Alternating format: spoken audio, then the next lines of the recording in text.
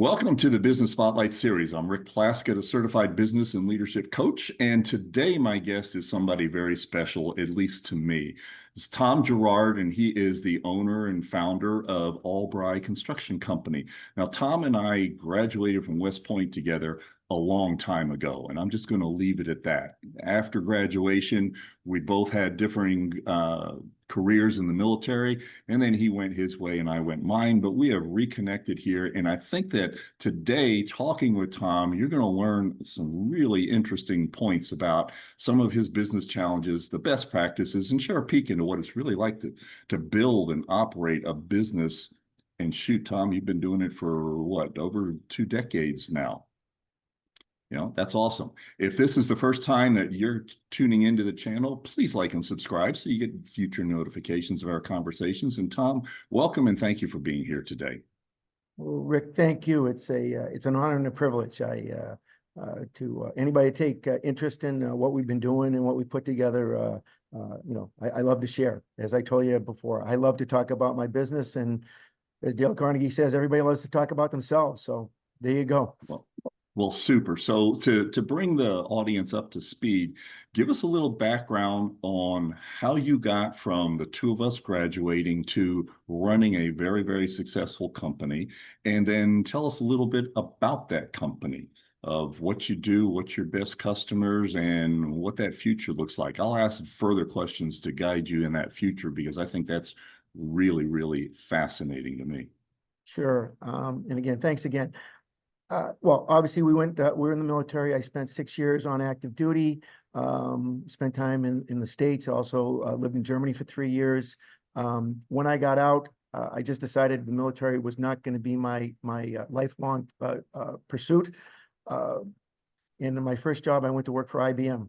Quickly realized after about a year of training that this was not for me. Got into construction, moved around a little bit, and settled in Chicago. Just working, necessarily no plan, but just doing a job, putting food on the table for my family. Situations changed, opportunities came, and I moved along. Again, really no distinct plan that this was what I wanted to do, but I knew I was good at construction. I was good working with those kind of people. Eventually I got to the point where I left corporate construction and went to work for a small company in Chicago, focusing primarily on public work. And that was my first intro to public work. And it was a whole new world. Did that for a number of years. Got to the point where you've either grown as far as you can go, or you have some personality conflicts with management, which is usually with a small owner. So I moved on. I actually invested into a company. We grew that from about $5 million of work to about 30 over a very small period of time. Again, there was a primary or majority stockholder or partner. We agreed not to get along, so moved on. And that's when I founded my company in 2002. When I started, I was in my basement, the typical, I'm working at home now. Leverage people, leverage relationships, to get the work that I wanted to do, and this was the public work. We had, but because I was not pre-qualified, it takes a while to get that, to get your bonding, to get the insurance, to get all this stuff. But I knew people that was doing the work, and I said, hey, I'll get the work, I'll finance the work. I'll do the work, I'll cut you in. And I did that for a year and a half until the point where I could get bonding, which is the critical thing for public work. And we just started rolling from there. Just started doing work, and just slowly, very gradually took on more work. Some of my initial hires were people that I had hired years before that had worked for me. We had relationships. I knew their skill sets, and one of the first guy I hired was the first guy I hired at the previous company where I was a principal but a minority stockholder. I hired him there. We did, again, he helped me grow it to the 25-30 million. He was my first hire, and he is still working for me now. As he's gone, I've gone, he's not a partner, but he's just a very, very trusted, reliable associate, and he's like family. And we've added more people along the way, but my real success has come from having great people. And some of it's luck, some of it is reading people.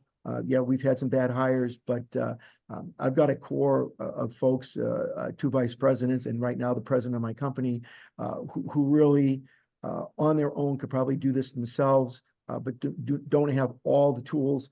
But I'm going to tell you what, as a team, they just completely knock it out of the park. I won't share numbers, but the guy that I was talking about, the guy that's been with me for forever, the productivity that this guy has that one man is able to do would amaze anybody in this industry. And we are a small player in this, whereas we do, in the range of 40 or 50 million a year in construction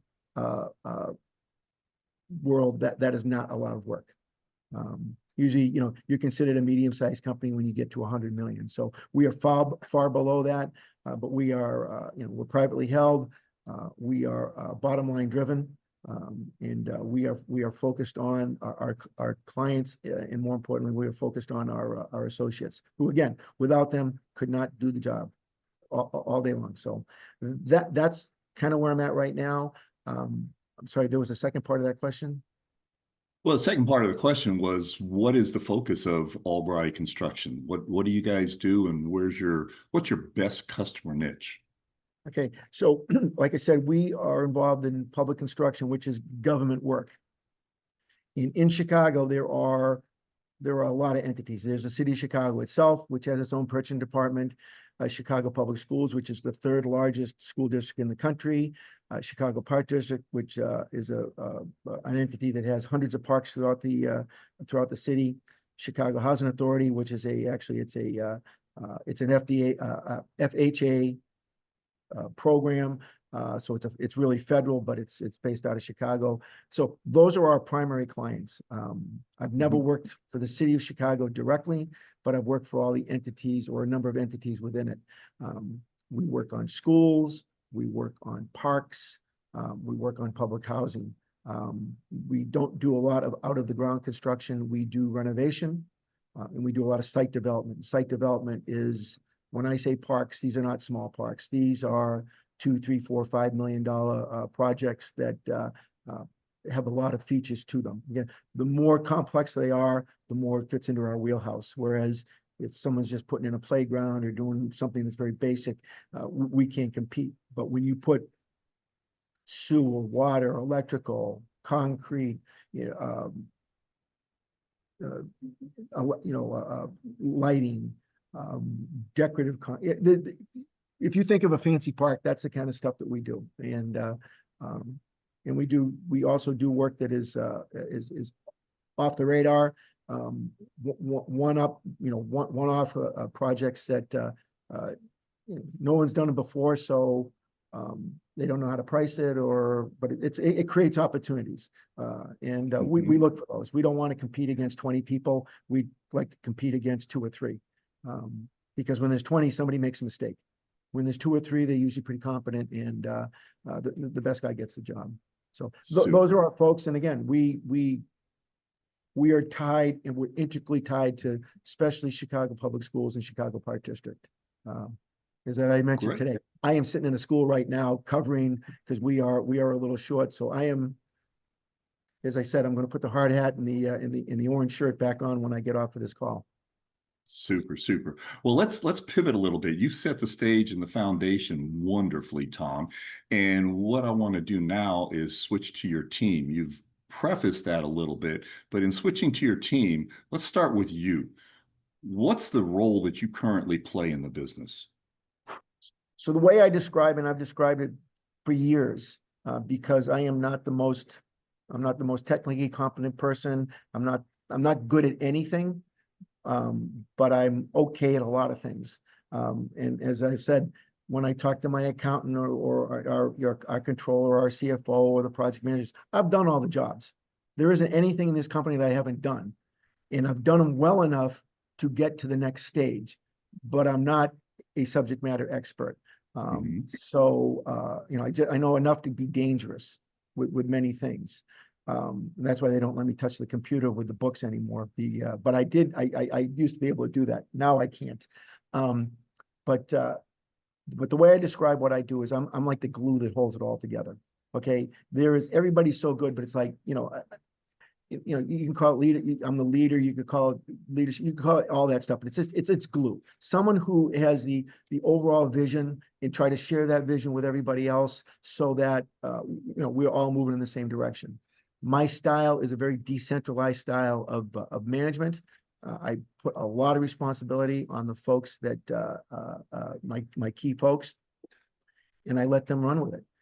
You know, and if they weren't capable of that, you know, they wouldn't go get that responsibility, but they live, eat, breathe, sleep All-Bry Construction. And it shows in the work, it shows in the productivity, it shows in the relationships that we have with both our vendors, our subcontractors, our suppliers, and most importantly, our customers. That they know we're not the biggest, we're probably not the best. I know we're not the best, but we will try harder than anybody else to deliver. And again, and that's why I'm in the field today, because that's fabulous. So, and let's use that and dig just a little deeper. You're in the field today, so that would be working in the business. You've got the day-to-day operations that you've got to cover. How would you, on an average, whatever you define as average, how would you define the percentage split between in the business, the day-to-day operations, and on the business, looking to the future, the strategy, the planning, and the next generation of Girouards that are coming up? Okay. Well, as I shared with you before, I'm not the best planner. I'm not the best forecaster. You know, a lot of ways to not have to worry about that stuff is if you do very well and you generate a nice profit, you know, you don't have to, you know, it creates a crutch kind of. But that said, I spend most of my time not in the field, but in the office, working with the back office operation, working on some strategic joint ventures that we have with other vendors, and just making sure that all flows. In this business, as in most businesses, you know, cash is king. When you do the work, unlike if someone's working on your home or something where they want a down payment, there's no down payments in what we do. We go out there, we bid the work, we put a bond up, and basically we take all the money that's in our pocket, we put it on the table and say, okay, let's start spending this to get this job done. And then, you know, in 30 days, we'll put a bill in, and if things go well, 30 days from then, we'll get paid. So we are out, our subs really are out because they are the backbone of everything that we do. So we spend a lot of time getting paid and getting paid in a timely manner. And for that, it allows us a lot of freedom. We do it better. That is something that we do better than pretty much everybody that we work with. Our vendors realize it, our subs realize it, and that they know that once they get going, you know, they're not going to be hung out. They're gonna get fed on a regular basis, and that's what makes the world go round. You know, absolutely. I love that. I want to reemphasize a couple of things that you said there. Number one, cash is king. Number two is congratulations. In addition to being the owner of a construction company for the last 2 decades, you've been also an owner of the bank, because you have to manage the cash gap. Like you said, there's many businesses out there that feel the same as you do, and the fact that you have to dig into your own pocket to get things started, and then you get paid later. And in construction, sometimes that later is even after the project is done and you've gone through for your final inspection. But being able to manage that cash gap and making sure that you've got the cash there for the people that count, for your team and for the subcontractors, that's commendable. That's a superpower, Tom. I really appreciate that. Now, you mentioned, But I also want to, I'm sorry, excuse me, I want to re-emphasize something else. Okay, being the bank is not bad. Okay, so people, you know, especially, you know, folks who are investing and they're doing, you know, 401ks in their stock, and crypto and whatever they're doing. I'm going to tell you the best investment that you can make if you are a serious businessman is invest in yourself. Okay. You will get far more return than you'll ever get in the market. Okay. And I would encourage anybody, it's like, that is the way to go. But again, I do some business mentoring through a program called SCORE. People are like, I need a loan. I want to get a loan. I need this, that. It's like, banks don't loan money to people who need money. And they want to loan money to people that can generate, and they just want to get paid back. But because of being in construction and in general, you need to have a lot of equity in the business. It's just sitting there. So use it. The more that's out, that means the busier we are, the better things are. So it's a great investment, and the return on investment and the return on that equity is quite high. And it should be for anybody, it should be for anybody that's risking it. But I'm going to tell you what, if you buy stock in any company, you have no influence over how that business is run. Okay. You invest in yourself. Okay. All you have to do is look in the mirror, and if someone's not stepping up and doing what needs to be done, you're looking at them. So. And that can be scary for some people, but obviously you have managed that, and that's your own motivation. I love it. It's also your motivation for, you shared with me the last time we spoke about your absolute commitment to your team. Your team, you've mentioned some of your people have stayed with you since you very first started the last job or the last business. And so you've got the loyalty there, but you earn that every single day, and that's to be commendable. You also mentioned, I love this, I wrote this one down, said you are the glue of the company. That's your leadership style, is being the glue.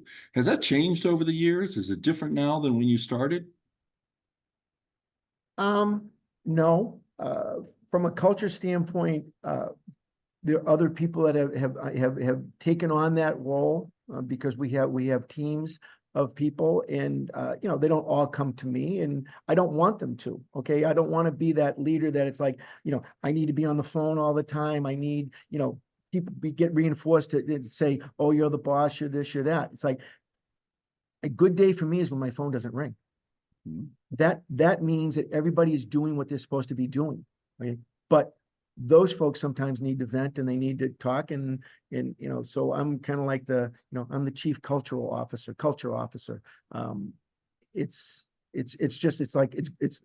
There's no other way to say it than it's the glue. And I want, when people meet me, that they know I'm sincere about this business. I'm sincere about delivering, what we say we're going to deliver, even though that we're in a low bid competitive business.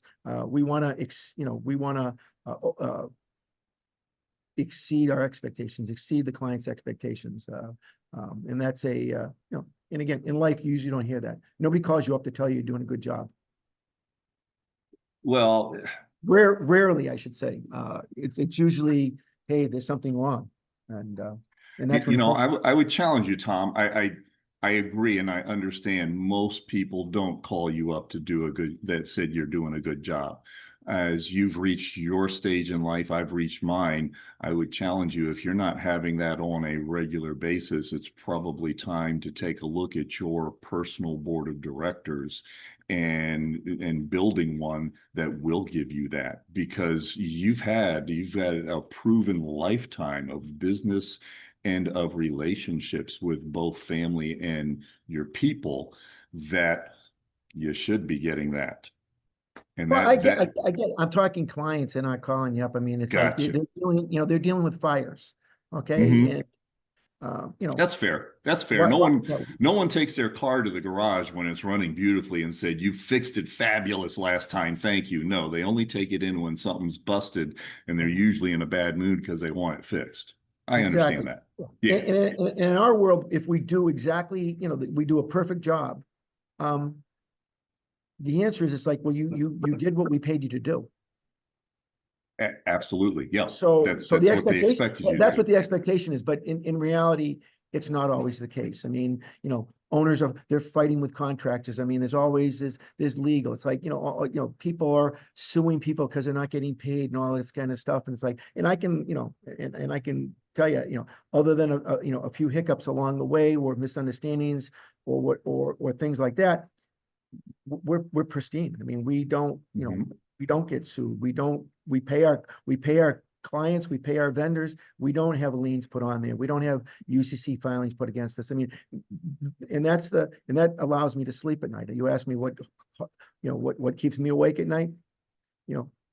Problems like that keep me awake at night. And, and like I said, the money in my bank does not do it. I'd rather have it out and taking care of the subs, moving along, because in the 30 years that I've been doing this public work, I have never not gotten paid. I received every single penny that I was owed, or my partners were owed. So once the bill is in, you could take it to the bank. That's why we have no problem paying our subs. Tom, thank you for sharing that with us. Now, let's twist just a little bit, and you've talked about what got us here. Now, I know you've shared with me some things I think are very, very special to you. Look into the future, and if you would share with the audience, you said you recently hired a president. Is that correct? Yeah. Well, actually, I promoted my CFO to president. It's a woman, which is rare in this industry to have a woman in that role. Her skill set is really more on the back office and admin side. But we have very competent people in the field. We have very competent people in the office that are subject matter experts in that. Okay, so it's really the bowls are all spinning.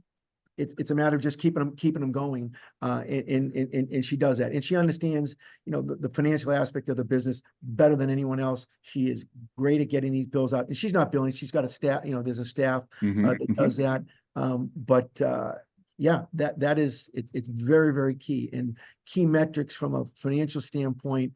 Our bonding company comes in every year and they rate us, and I mean, we are in our subcategory, we are rated as high as you can be on a national basis because of those things. And it's like, aging and over under billings and things that are, appropriate to our business, or aging to any business. But I mean, it's pristine. Now, Tom, you've also absolutely, and that's a gem to have built. Now, I know that you shared with me that you've got a vision and a plan, even though you don't plan to get here, you do have a plan for the next generation of Girouards and their role in the company. Share a little bit with that. Okay, so just real quick, I have 4 children. The name of the company came from my 2 oldest, Allison and Brian, and it was from a project that I did when I was in college. But they are on their own careers, and they're doing their thing. My 2 younger children, Brendan and Sean, are both working full time for me. One is slated to take my role or take over as president. He has a 5-year plan, and we are on year 2 of a 5-year plan. We brought in outside help with our succession plan, and we put that in place. We invested in that. We put that in place. It's going well, and again, it tracks well with our president, because she has a 5-year plan. So we kind of they all mesh. As she said, when I leave, I'm not gone. But I plan on wrapping this up, and it was 5 years when we started, and again, he's getting his core competency in the field: project management, superintendents, writing contracts, and dealing with the day-to-day, the operations side. He is slowly wading into the business aspects of it, the financial side, which is insurance and bonding and billing and AR, AP, doing all that. What it takes, hiring, firing, which we don't do very often. We don't hire very often, and we fire less. But it's not that those don't happen. In all key senior leader meetings, he is in on. So we're bringing him along. And then my youngest, I also have another company, which is a masonry restoration business. I've had it for probably the last 15 years. I had a partner. I bought him out a couple of years ago. We downsized a little bit, and now we're bringing it back up with my son Sean's help. And to watch them both work, I believe they're atypical of whatever generation that they are in and what they're called, but they like to work. They don't mind getting dirty. They're smart. They're technologically far ahead of where I ever was. They get up early in the morning and they stay late at night. They do what they need to do to get the jobs done, and they also find time to have a life, which I applaud. But it takes a lot to be in this business. They've seen it. They've interned with it when they were in college. They were both in the military before that. One was in the Army, was an officer in the Army, and then my youngest enlisted in the Marines right out of high school. So they've all done their time, and so now they're doing this, and it's so rewarding and so well, rewarding is probably the best word to see them operate, to see them grow, to see them learn, and I can give them feedback every day. It's not all dad feedback. It's the boss feedback, but that's also tempered with dad feedback. And I'm a little harder on them than I am on my other folks, because I guess I'm their dad. Yeah. Absolutely. Absolutely. And thank you for sharing that. That is a fabulous story, and that is difficult. There's a low percentage of privately owned, family-run businesses that successfully transfer from one generation to the next. And it sounds like you've got all of the pieces in the right places for these guys to do it, and you've got the right people to do it. I applaud you for that. And listen, audience, we have absolutely covered a lot of ground in our conversation today, and I really encourage you to save this, go back and listen to Tom again. The key word of his leadership style is being the glue of the company. And that's just a great nugget, and he has shared so many others in this. As we wrap up today, I want to hit into a section I call rapid fire questions. Are you ready for these, Tom? I want 3 or 4 questions, top of your mind answers. You ready? Sure. Super. Tom, what would you consider your key to success? Not accepting failure, not accepting no, and having a very, very strong support system, which is my wife of 41 Awesome. years. Awesome. What's a piece of advice that you would give to other business owners? Invest in yourself, invest in your company, and don't expect anybody to do anything for you. You need to do it yourself. You need to figure it out. And being an entrepreneur and being a business owner is not for everybody, but if you do it right, you will reap the benefits for the rest of your life. Super. Tom, what's a book that you're reading right now that you recommend to somebody? That's a very interesting question. I have it on my table here. In the thing, it's called oh my God, I can't think of what it's called. That sounds terrible, doesn't it? I can tell you what my favorite book is. Let me tell you what my favorite book is. It's better because I can't remember the name of the title. I just started it. How to win friends and influence people. I find is probably the best book I've ever read in my life because it explains how life works. It explains how people think. It explains how people want to be treated, and it explains how to act. And if you can master those, and it's not how to win friends and manipulate people, it's how to influence them. And because most open-minded people want to hear new ideas.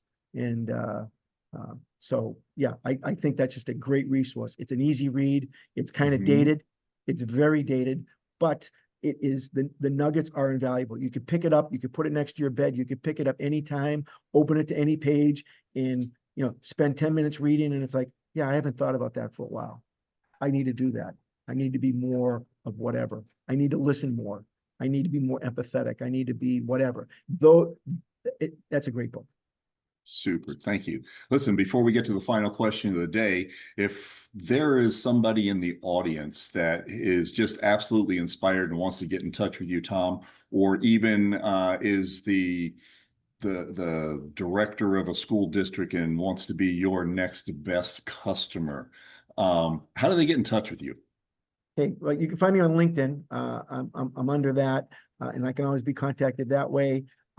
If you want, I can share my phone number. I answer the phone when it rings, or an email. I mean, I just but that's where you find me. Or we have a website. I can also be. You can find my contact information on our website, which is allbry.com. Super, super, super. So here's the last question for you today, Tom. What do you find most inspiring? I just love getting things get done. I love work. This is just like the Army, Rick. Okay, it's men, mission, material was the Army. I mean, we knew what we needed to do.